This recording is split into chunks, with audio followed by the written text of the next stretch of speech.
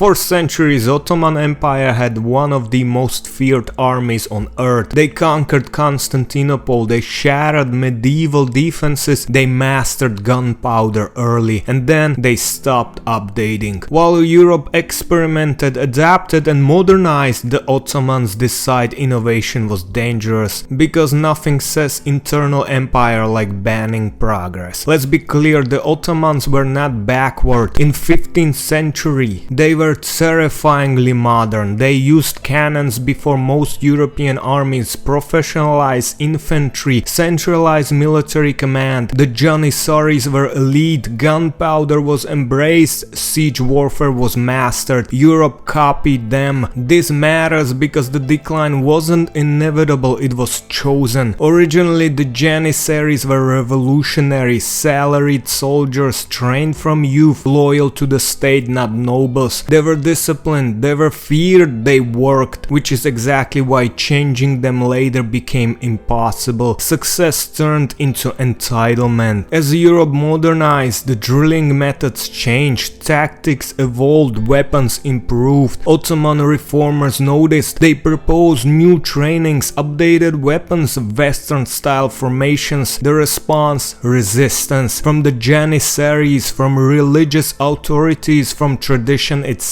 because change was no longer practical, it was suspicious. Here's the irony, the Ottomans accepted gunpowder early, but later they treated innovation itself as a threat. Printing presses were restricted, new drilling manuals were rejected, foreign instructors were viewed with distrust, not because they didn't work, but because they disrupted order. Stability had become more important than strength. Religious authorities played a role, not because Islam opposed technology, but because reform threatened existing power structures. New military methods meant new hierarchies, new training systems, less influence for traditional elites. So innovation became framed as morally questionable, culturally dangerous, spiritually unnecessary. When a reform challenges authority, it rarely wins. While the Ottomans debated, Europe experimented, failed, adapted, improved. Armies standardized, officers training advanced, artillery evolved rapidly. Europe treated war like a science, the Ottomans treated it like a tradition. One of these approaches survives modernity. Every attempt to modernize the army triggered the same outcome: rebellion. Janissaries blocked reforms, overthrew sultans, killed reformers. They weren't defending faith, they were defending privilege. The army existed to protect itself, not the empire. That's always a bad sign. By the 18th century, the gap was undeniable. Ottoman armies lost battles they once dominated, struggled against smaller European forces, relied on outdated organization. The empire wasn't weak, it was outdated, and outdated systems fail suddenly, not gradually. Eventually, reality forced action. In 1826, Sultan Mahmud II destroyed the Janissaries outright. The auspicious incident, it was brutal, bloody, it was overdue. But by then the damage was done. Reform arrived after competitors have moved on again. The Ottoman Empire didn't fall because it rejected innovation, it fell because it rejected updating success. The same system that made it powerful was treated as sacred. As sacred systems don't adapt, they fossilize. The Ottomans once terrified Europe by embracing the future. They lost power by defending the past. Because when an empire decides stability matters more than effectiveness, history doesn't argue, it replaces it. Hit like and subscribe, and next time we look at another empire that mistook tradition for strength and discovered too late that the world doesn't wait.